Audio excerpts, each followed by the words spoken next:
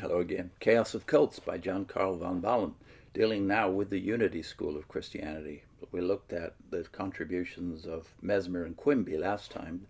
This time we concentrate on the Fillmores. Charles Fillmore was a cripple from infancy. He suffered from a hip disease. Besides, he had curvature of the spine and was deaf in his right ear. When his wife contracted tuberculosis, they lived for 6 years in Texas and Arizona, hoping to find health in the arid climate. During a boom, Mr. Fillmore amassed a fortune of $150,000 in real estate, but he lost it all during a depression. Penniless and sick, they saw little ahead that was hope-inspiring. It was then that Myrtle Fillmore, so the Unity literature has it, heard a lecture, quote, by a now all but forgotten metaphysical lecturer that marked the turning of the tide in Mrs. Fillmore's life, and through her in that of others. From that lecture, one idea stood out in her mind. I am a child of God, and therefore I do not inherit sickness. This idea, so the pamphlet continues, was far-reaching, and indeed it was. The good lady's tuberculosis vanished, and she began healing her children and neighbors. Gradually, the influence of Mrs. Fillmore began to take on the aspects of a religious movement. The husband also became interested in the work of his wife. He, too, regained his health. By 1889, they decided not to take any more risks in real estate, but to make others share in their religio medico find. A letter from the Society of Silent Unity, that is the Unity School of Christianity, dated March 17, 1942, states, quote, Myrtle Fillmore passed on in October of 1931. The present Mrs. Fillmore was formerly Cora Dedrick, Charles Fillmore's secretary, and she is of invaluable help to him in his work. End of quote. That the aged gentleman continued long to prove his theories appears from the following citation from his article on the atomic prayer, that is in the Unity magazine of November 1945. We quote, Our modern scientists say that a single drop of water contains enough latent energy to blow up a 10-story building. This energy, existence of which has been discovered by modern scientists, is the same kind of spiritual energy that was known to Elijah, Elisha, and Jesus, and used by them to perform miracles. By the power of his thought, this is still the quote, Elijah penetrated the atoms of hydrogen and oxygen and precipitated an abundance of rain. By the same law, he increased the widow's oil and meal. This was not a miracle, that is, it was not a divine intervention supplanting natural law, but the exploitation of a law not ordinarily understood.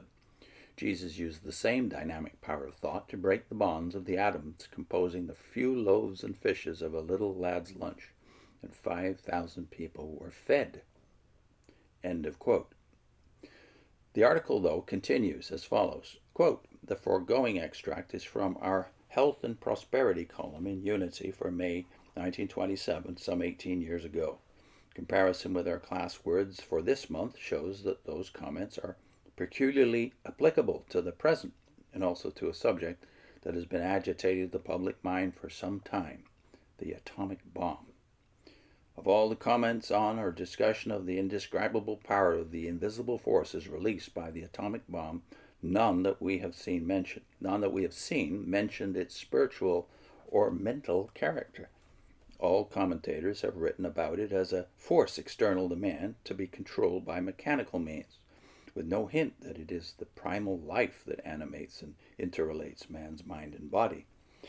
Now the quote goes on, the next great achievement of science will be the understanding of the mental and spiritual abilities latent in man through which to develop and release these tremendous electrons, protons, and neutrons secreted in the trillions of cells in the physical organism.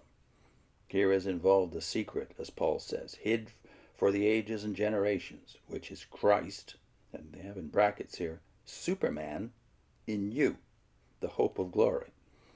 It is through release of these hidden life forces in his organism that man is to achieve immortal life, and in no other way. When we finally understand the facts of life and rid our mind of the delusion that we shall find immortal life after we die, then we shall seek more diligently to awaken the spiritual man within us and strengthen and build up the spiritual domain of our being until, like Jesus, we shall be able to control the atomic energy in our body and perform so-called miracles. End of quote. However, on July 5th, 1948, Charles Fillmore, too, passed on and joined the ranks of the immortals.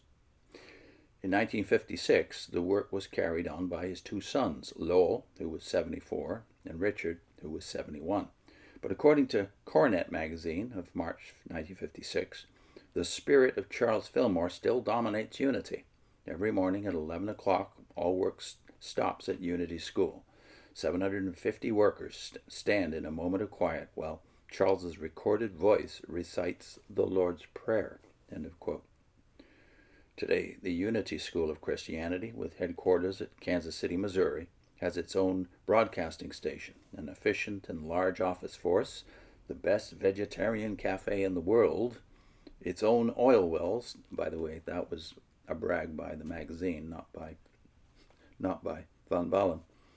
Its own oil wells, and it sends by telegram or telephone prayers and healing thoughts to those in need of them.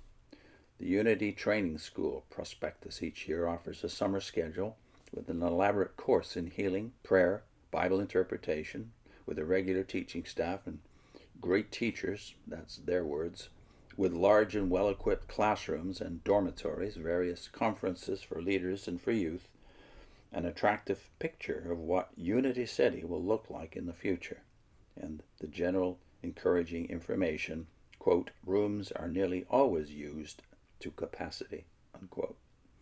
The literature of this amazing religious fungus, apart from textbooks and pamphlets carried by national lecturers, comprises 6 magazines: Unity, Unity Daily Word, Weekly Unity, Progress, Wisdom, and Good Business.